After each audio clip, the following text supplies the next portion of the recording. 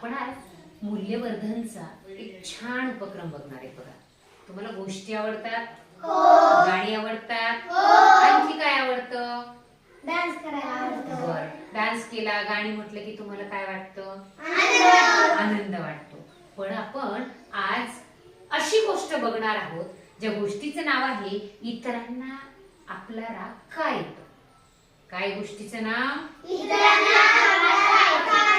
बघा, हा मूल्यवर्धन उपक्रम आहे इयत्ता 3री वर्गाचा. आता लक्ष माझ्याकडे द्यायचं, कारण गोष्ट सांगितल्यानंतर त्यावर काही प्रश्न सुद्धा मी नंतर विचारणार आहे. बघा, ईदचा सण जवळ आला होता. नादिया हे खूप खुश होते. कशामुळे बरं? ईदचा सण आला होता. मग त्यांचे आई वडील त्यांच्यासाठी नवीन कपडे खरेदी करण्यासाठी दुकानात गेले. नवीन कपडे आणण्यासाठी जसं आपणही आणतो. कोणत्या सणाला नवीन कपडे आणतो? दिवाळी आणतो की नाही? दसऱ्याला किंवा बर्थडेला. मग तसंच जावेद आणि नादिया तिच्या आई वडिलांसोबत ईद या सणासाठी नवीन कपडे खरेदीला दुकानामध्ये गेले. बघितलं पुढे दुकानामध्ये खूप छान छान ड्रेस होते, तिथे कपडे होते. मग दुकानदाराने एक ड्रेस दाखवला जावेदच्या आई वडिलांना दाखवला आणि त्या निळ्या कुर्त्याकडे बोट करत जावेद म्हणाला, हो बाबा, मला तो ड्रेस घ्यायचा आहे. काय म्हणाला जावेद? मला तो काय करायचा? मला तोच कुर्ता घ्यायचा आहे. जावेदने, कारण त्याला अशी चकचकीत सोनेरी बटणं होती. आईने त्याला समजून सांगितलं, जावेद बाळ, त्या कुर्त्याची किंमत खूप जास्त आहे, तितके पैसे आपल्याकडे नाहीये. आपण काय करू? दुसरा कुर्ता घेऊ. पण जावेदने मात्र जोरात हट्टच धरला होता, नाही, अजिबात नाही बाबा, मला तोच कुर्ता पाहिजे निळ्या रंगाचा. बाबांनी त्याला समजावून सांगितलं, पण तो मात्र ऐकायला तयार नव्हता. मला हाच कुर्ता हवाय, मला हाच कुर्ता हवाय, मी दुसरा घेणारच नाही, मला दुसरा नकोच आहे. म्हणून तो जोरजोरात म्हणू लागला. आणि वडील म्हणाले, जावेद, तुला समजतंय का मी काय बोलतोय? मी सांगतोय तुला की तेवढे पैसे आपल्याकडे नाहीयेत, म्हणून आपण सध्या तोच घेऊयात. जास्त पैसे आले की आपण तुला तो कुर्ता घेऊयात परत. तो कुर्ता आपल्याला परवडणार नाही असं कोण सांगत होतं? बाबा. कोणाचे?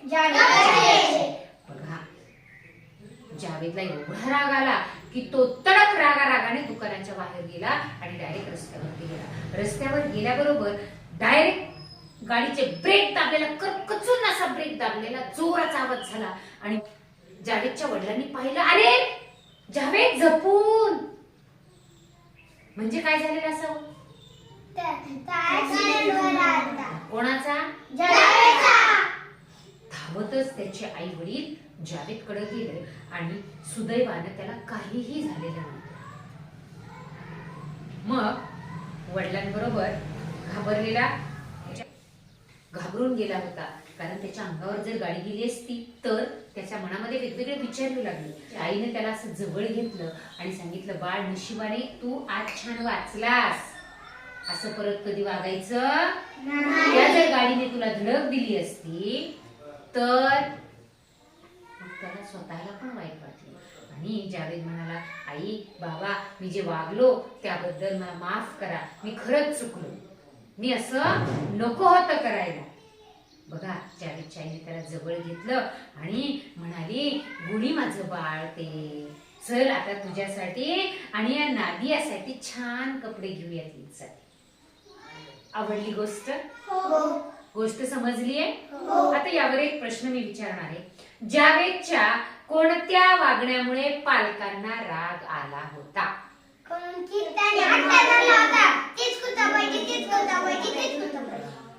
जावेदच्या कोणत्या वागण्याचा राग आला? काय बाबांना? त्याने हट्टी स्वभावाचा. बरोबर आहे, कारण त्याने काय केला होता? तुम्ही एखादी कृती, कोणती अशी कृती करता की ज्यामुळे घरातील व्यक्तींना तुमचा राग येतो? सांगा बरं. तुम्ही विचारले का कधी घरच्यांना की आई, बाबा, आजी, आजोबा जे कोणी असतील, तुम्हाला माझ्या कोणत्या गोष्टीचा राग येतो? विचारलं का? नाही. पण आज मात्र घरी जाऊन तुम्ही ते विचारायचं.